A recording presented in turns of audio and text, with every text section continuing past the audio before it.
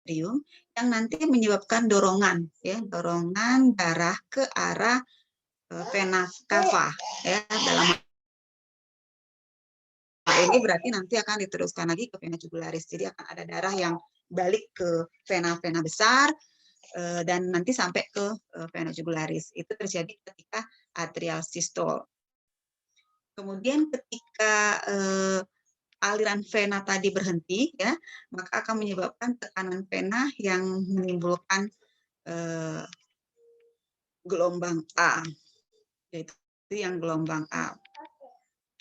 Kemudian yang karakteristik kedua dari tekanan jugularis adalah gelombang C. Gelombang C ini menggambarkan tekanan di atrium kanan yang disebabkan oleh bulging. Bulging itu dia condong, ya, atau mencembung, ya, bulgingnya daripada katup tricuspidalis ke arah atrium, ya, sewaktu isovolumetric ventricular contraction. Jadi sewaktu dia kontraksi awal tadi yang ngasih peningkatan tension, ya kan, tapi belum terjadi pemendekan daripada serabut otot. Jadi itu menyebabkan adanya bulging atau dorongan katup tricuspidal ke arah atrium, dan itu menyebabkan tekanan meningkat sedikit di atrium kanan, ya. Oke, dan nanti akan menciptakan tekanan juga yang meningkat di vena jugularis. Kemudian V-wave ini menggambarkan peningkatan tekanan di atrium pada saat sebelum katup tricuspidal terbuka sewaktu diastole. Jadi tepat sebelum katup tricuspidal itu terbuka, ya kan? Jadi bukan pas atrial sistolnya, ya. Jadi ini sebelum atrial sistole. Jadi sebelum atrial sistole, ya kan, itu ada peningkatan tekanan.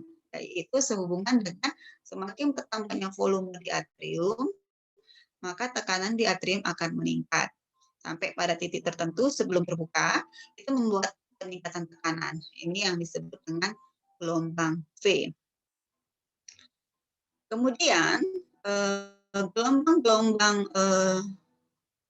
nadi jugular tadi, ya, itu tertutupi oleh fluktuasi respirasi. Fluktuasi respirasi di vena, di tekanan vena. Maksudnya fluktuasi respirasi itu adalah pada saat respirasi itu ada fase inspirasi, ya, dan ada fase ekspirasi, ya. Oke, fase inspirasinya nanti apa yang terjadi dengan tekanan vena? Ya, jadi ketika dia inspirasi, tekanan vena akan berkurang karena tekanan intratorakal, ya, negatif, ya. Tekanan negatif intratorakal itu semakin negatif. Jadi nanti venous venanya increase negatif, oke, semakin positif, ya, makin naik. Jadi terjadi peningkatan tekanan intratorakal yang jadi kan darah itu akan mengalir dari tekanan tinggi ke tekanan rendah. Jadi waktu inspirasi tekanan vena itu berkurang, ya, sehingga nanti tekanan negatif, tekanan intratorakal itu akan semakin semakin berkurang juga, ya, semakin berkurang, ya. Tekanan vena akan berkurang selama inspirasi akibat tekanan negatif dari intratorakal yang semakin meningkat, dan kebalikan dari fase ekspirasi, ya. Jadi ini yang menyebabkan, nanti ini yang mendasari kenapa waktu inspirasi nanti ada nggak ya saya buatnya? Harusnya kalau praktikumnya masih yang nggak online itu ada hubungan antara menahan nafas dengan tekanan darah. Ya, jadi waktu kita nahan nafas, tekanan darahnya harusnya akan meningkat. Kenapa? Karena tekanan intratorakal yang semakin negatif. Oke, kemudian berapa nilai tekanan daripada atrium kanan ini tadi, ya? Itu di 7 dan 0. Jadi yang V, ya, ini gelombang V dari vena jugularis, itu menggambarkan apa namanya, venous rhythm, ya. Kemudian kalau yang gelombang A itu menggambarkan atrial systole, ya kan. Kemudian yang gelombang C itu menggambarkan ventricular contraction. Ya. Yang ini yang gelombang V itu kan dia waktu darah ngisi di atrium ya pada akhir sebelum atrial systole ya, jadi itu disebut dengan venous return ya, menggambarkan dari venous return. Jadi kalau dihubungkan dengan siklus jantung itu adalah pada fase isoventricular relaxation, jadi fase menjelang akhir dari isoventricular relaxation. Kemudian nanti yang ini adalah pada fase diastolic feeling ya, yang pada akhir dari diastole yaitu active feeling atrial contractions. Kemudian yang C ini adalah ventricular contractions yang menyebabkan bulging daripada katup ventrikular. Sedangkan untuk tekanan di ventricle kiri ya, dia di 120 ke 0 ya. Jadi nanti ada ini atrial contractions ya, tekanannya di sini. Kemudian yang waktu katup terbuka itu, katup aorta terbuka itu di tekanan 80 mm air raksa. Kemudian katupnya tertutup itu di 100 mm air raksa. Oke, sedangkan aortic pressure dia 120 ke 80. Inilah yang kita ukur waktu mengukur tekanan darah ya. Jadi aliran darah di aorta akan mengalir ke sirkulasi ya, meskipun nanti ventrikular tadi kan, kalau yang tadi yang di ventricle ini dia bisa sampai 0 ya, pas feeling dia sampai 0 karena dia relaksasi kan. Kemudian aortic valve 80.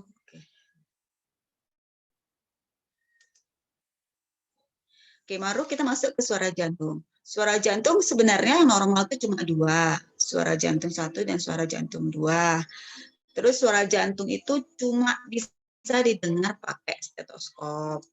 Jadi yang kita rasakan itu ya, itu adalah denyutan jantung. Jadi kalau diletakkanlah telapak tangan kamu di dada kiri kamu, terus teraba ada denyutan ya, kontraksi, itu namanya ictus.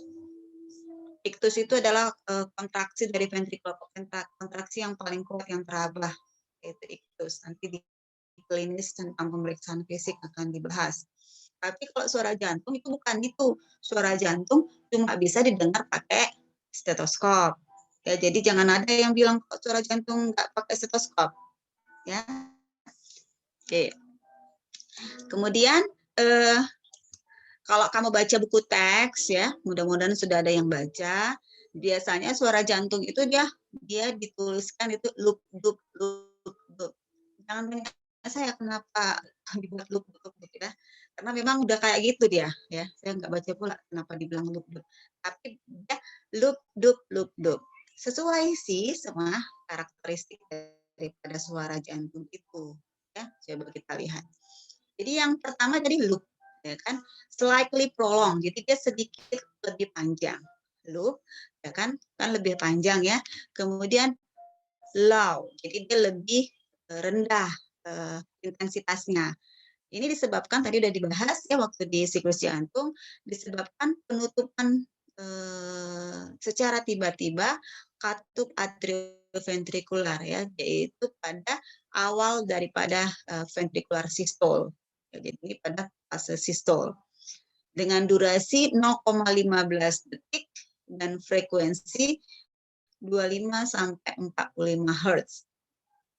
Kemudian yang kedua, suara jantung 2, dup. Nah, high pitch kan lebih kuat kan daripada loop, ya kan? Dup. Dan shorter, lebih singkat ya. Disebabkan karena vibrasi atau yang disebabkan karena penutupan katup aorta dan pulmonar, ya kan? Tepat akhir setelah ventricular systole atau pada saat ventricular diastole. Ya, jadi ini bahasanya dia lebih mau dibuatnya detail. Just after the end of ventricular systole. Itu maksudnya adalah pada saat ventricular diastole. Jadi durasinya 0,12 detik dengan frekuensi 50 Hz. Jadi dia lebih kuat dan lebih singkat ya. Oke. Kadangkala kita bisa dengar suara jantung 3 dan suara jantung 4 ya. Suara jantung 3 ini sifatnya lebih lembut, lebih pelan ya. Dan dia itu kalau dihubungkan dengan fase siklus jantung dia terjadi pada sepertiga diastol ya kan, disebabkan oleh pengisian cepat daripada ventrikel ya. Dan ini disebabkan oleh getaran yang ditimbulkan oleh darah yang mengalir begitu cepat dari atrium ke ventrikel pada pengisian cepat ya. Jadi waktu pas sepertiga akhir pada active filling. Kalau pada anak-anak atau orang dewasa muda itu normal dijumpai ya. 0,1 detik dia waktunya. Kemudian suara jantung 4 ini juga abnormal ya, ini nggak jumpain ya. Ini terjadi ketika tekanan di atrium yang tinggi ya, atau ventrikel terlalu kaku ya, jadi karena ventrikelnya terlalu kaku mau diisi susah, jadi atrium akan meningkatkan tekanannya. Kapan itu ventrikelnya kaku ya, itu pada saat hipertrofi ventrikelnya.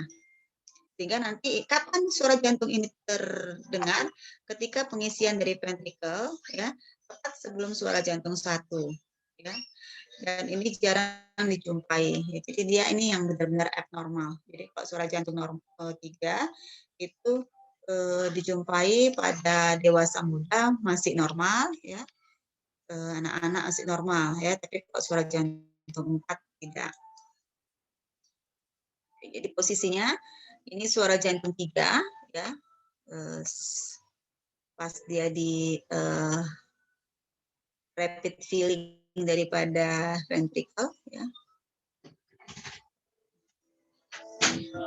Katup atrioventrikularnya terbuka, mengisi cepat gitu ya.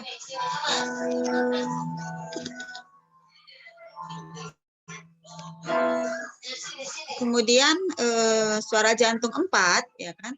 Ini sebelum ya suara jantung 1 yang terjadi pada awal daripada sistol ya. Ini ada penjelasannya. Sebenarnya suara jantung itu kamu letakkan di satu titik, kamu dengar bisa posisinya luk-luk. Kan kamu mau tahu ini karena katup. Kan tadi kan ruang jantung dibagi 4 ya, atrium kanan kiri dan ventrikel kanan kiri. Kemudian katupnya juga ada 4, katup atrioventrikular kanan kiri ya kan, dan semilunar kanan kiri. Jadi kalau kita mau tahu suara jantung 1 dan suara jantung 2 kelainannya karena apa gitu kan, apakah kan kalau misalnya suara jantung 1 karena penutupan katup atrioventrikular. Oke. Kan berarti yang kanan dan yang kiri. Kita mau tahu nih, ternyata ada suara tambahan misalnya. Kita mau identifikasi ini yang kanan atau yang kiri yang terganggu. Nah, letakkanlah stetoskopnya sesuai posisi anatomisnya. Di posisi atrioventrikular kanan, atau atrioventrikular kanan atau mitral, atau trikuspidal, atau di atrioventrikular kiri atau mitral. Jadi di mana dia? Cara ngingatnya sih dimulai dari katup aorta. Jadi right, garis ternalis kanan, ya, garis ternalis kanan setelah iga 4, ya. Dia di sini, ya. Setelah iga 2. Jadi suara katup aorta akan terdengar di interkostal 2 pada garis ternalis kanan. Letakkanlah stetoskopnya di sini. Jadi disinilah letak dari katup aorta, ya. Dia akan menutup pada saat diastol, ya kan? Jadi kalau misalnya dia nggak nutup rapat pada saat diastol, itu yang kita sebut nanti desah diastol. Nah, jadi pada saat dupnya lah nanti terdengar, ya kan? Dups gitu. Kemudian ini, jadi di posisi sebelah kanannya aorta, sebelah kirinya katup pulmonal, ya, garis sternalis kiri, sela iga 2. Turun ke bawah di sela iga 5, sejajar dengan garis mid clavikula. Jadi tarik claviculanya, cari garis tengahnya, cari sela iga 5. Nah, disitulah letak katup mitral. Kemudian di sebelah kanannya sejajar, ya, sejajar garis sternalis kanan di sela iga 5, itulah katup trikuspidal. Sama kan dengan oke. Jadi suara abnormal kan tadi suara normal itu kan suara jantung 1, suara jantung 2, loop. Ya kan, S1, S2. Suara abnormal itu disebut murmur, bahasa Indonesianya desah atau bruit. Sebenarnya murmur dan bruit ini adalah suara abnormal yang bisa didengar, ya, di sistem kardiovaskular, ya, sistem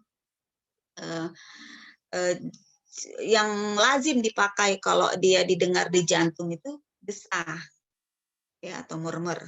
Tapi kalau dia di atas pembuluh darah itu adalah bruit. Ya, jadi kalau di atas pembuluh darah biasanya, ya kan, yang sering jadi contoh itu adalah ketika ada sumbatan di pembuluh darah, sehingga nanti kan normalnya kan nggak bisa kita dengar darah mengalir di sepanjang pembuluh darah. Terus kapan dia mengalir? Terdengar. Nah, ketika ada sumbatan, jadi harusnya darah itu mengalir itu laminer. Nanti ada kuliah selanjutnya tentang itu. Darah itu harusnya mengalirnya laminer, seperti cairan yang mengalir di tempat yang tidak ada batu-batunya. Ya, kalau misalnya di sungai, sungainya nggak ada batu-batunya kan nggak kedengaran harusnya. Ya. Tapi kalau misalnya ada batu, sungai tadi mengalir, kan terdengar arus mengalir. Ya kan? Oke, jadi kalau bruit itu kapan terdengar? Kalau ada sumbatan. Paling nampak itu misalnya tiroid, ya, kelenjar tiroid, goiter, ya, goiter yang membesar yang sampai menekan arteri jugularisnya. Nah, ketekan arteri jugularisnya sehingga darah yang mengalir di arteri jugularis itu kita taruh stetoskop kita ke situ, kedengaran ada desah, terdengarlah mengalir. Kalau sekarang kau letakkan stetoskopmu di arteri jugularismu, sampai kapanpun nggak akan terdengar suara, ya kan? Tapi kalau misalnya ada orang itu yang tadi ya, yang goiter, terus yang sangat besar sampai menekan arteri jugularisnya, terdengar suara.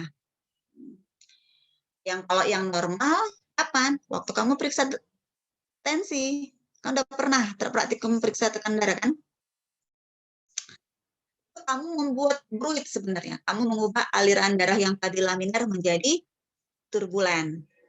Tadinya kan kamu letakkan stetoskop kamu di di fossa mediana cubitti, ya kan? Di lipatan siku, kamu letakkan stetoskop kamu di fossa mediana cubitti dan tidak kamu lakukan hambatan, sampai kapanpun kamu nggak akan dengar suara kan? Ya kan? Tapi begitu kamu kasih hambatan, ya kan, sampai dia melebihi jalannya darah mengalir, tekanan darah mengalir, ya kan, sampai dia menyumbat total, udah. Kemudian kamu turunkan, jadinya darahnya ngalir melalui celah yang sempit.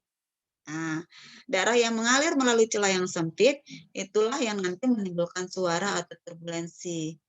Nah, itulah yang suara yang pertama terdengar, itulah yang kita sebut sebagai tekanan darah sistolik. Nah, terus kamu turun-turunkan sampai dia nggak terdengar karena nanti dia sama dengan diastol kita. Nah, itu relaksasi. Paham ya?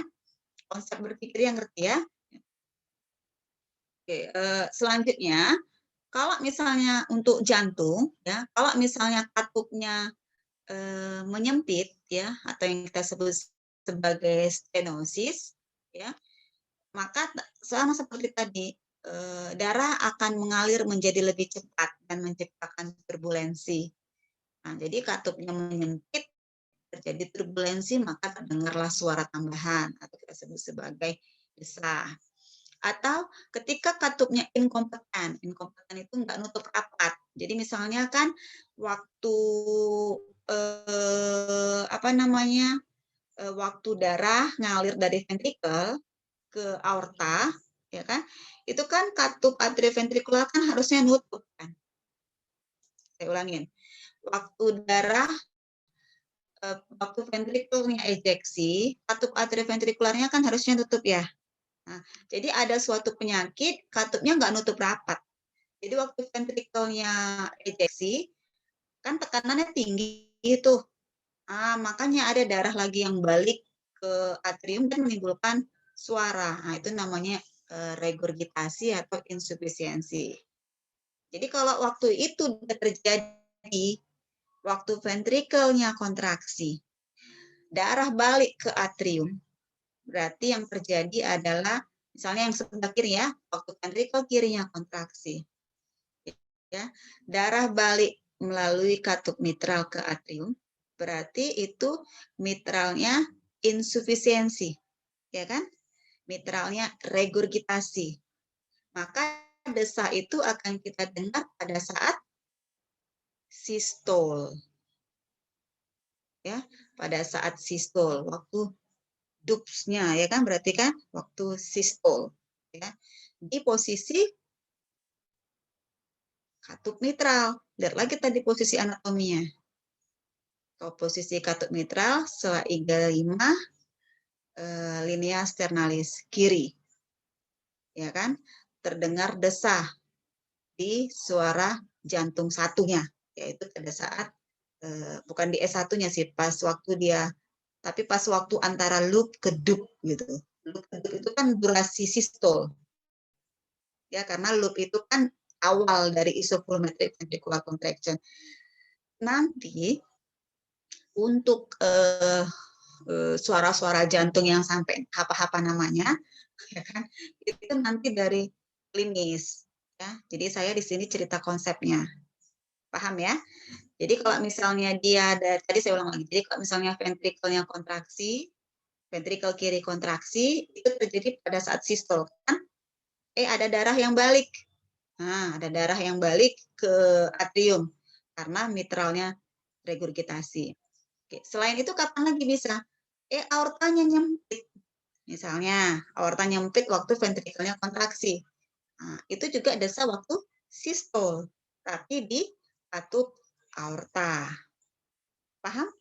Ya, jadi nanti nampaknya seperti ini misalnya. Oke, ini yang ini ya, ini dari atrium kiri, ventrikel kiri, melalui katup aorta ini ada apa ini namanya? Ada penebalan daripada dinding, ada penebalan daripada katup aorta. Jadi darah ngalir melalui celah yang sempit, berarti ini aortanya stenosis. Ya. Aorta stenosis ini berarti apa ini? Akan kita jumpai nanti desah waktu sistol di posisi aorta karena aorta stenosis. Atau yang ini, waktu dia kontraksi, ada darah yang balik yang regurgitasi. Ya, jadi waktu dia kontraksi, bentar ya, ada darah yang balik. Oh, ini berarti dia regurgitasi atau insufisiensi dari katup mitral. Jadi desah sistol itu akan kita jumpai kalau katup aortanya stenosis atau katup mitralnya regurgitasi. Nah, jadi untuk memastikan katup aorta atau katup mitral, itulah tadi posisi anatomis. Nah, jadi kalau misalnya kamu dengar loop, loop, loop, loop, tapi kamu dengar ada loops, ada desah di waktu sistol. Nah, sekarang kamu mau tahu nih, ini katup aorta atau katup mitral ya, misalnya. Letakkanlah tadi sesuai posisi anatomis. Di mana yang suara itu terdengarnya jelas, gitu ya. Susah memang. Jadi nanti cari di di YouTube saya rasa udah ada suara jantung yang normal. Mesti sering-sering dengar, itu namanya jam terbang. Ya. Oke. Jadi ini dia. Jadi aorta ataupun pulmonal stenosis akan menciptakan desah sistol. Aorta atau pulmonal insufficiency itu akan menciptakan desah diastol. Mitral atau tricuspidal stenosis, desah diastol. Mitral atau tricuspidal insufficiency, desah sistol. Ya. Ingat konsepnya yang tadi. Jadi desah sistolik itu umumnya dijumpai pada anak-anak yang nggak ada kelainan jantung. Tapi bisa juga dijumpai pada orang dewasa desah sistol kalau dia mengalami anemia. Karena darah yang mengalir waktu ventricular ejection tadi ya melalui katup aorta itu kencang kali karena anemia. Jadi kalau misalnya kan kamu mengalirkan air saja melalui peran air saja, ya kan? Terus kamu mau mengalirkan air campur apa ya, yang kental apa? Campur tepung misalnya, airnya dicampur tepung agak lebih banyak jadi kental. Mana lebih kencang, yang air saja atau air campur tepung? Air aja, ya kan? Jadi nanti ada titik critical velocity. Jadi nanti ada kuliah selanjutnya. Jadi untuk turbulensi itu, meskipun nggak ada sumbatan, tapi ketika dia melewati critical velocity-nya, karena misalnya viskositasnya yang terlalu rendah, karena dia terlalu encer, maka dia akan terjadi turbulensi dan akibatnya terjadilah suara desah. Nah, itu yang mendasari terdengarnya suara desah sistolik pada orang dengan anemia. Ya, jadi pada anemia itu dijumpai desah sistolik. Ya, paham ya? Oke, apa lagi nih? Oke, ini dia. Ini dikatakan bahwasanya desah yang paling kuat ya itu disebabkan ketika aliran darah balik ya, sewaktu diastol ya, melalui lubang yang dibentuk oleh katup aorta. Jadi kan waktu diastol itu kan katup aortanya kan harusnya nutup ya. Ya waktu diastol kan harusnya katup aorta nutup. Tapi ini dia tidak menutup ya, atau stenosis. Jadi waktu diastol ada yang balik ke katup aorta dan itu menimbulkan suara yang paling kuat ya. Jadi pada umumnya aorta itu cuma bisa bisa didengar dengan bantuan stetoskop, tetapi untuk yang ini ya yang desah yang didengar waktu diastol ini yang karena kelainan pada katup aorta ini bisa didengar nggak pakai stetoskop, bahkan bisa didengar dengan jarak beberapa kaki dari pasien, saking kuatnya.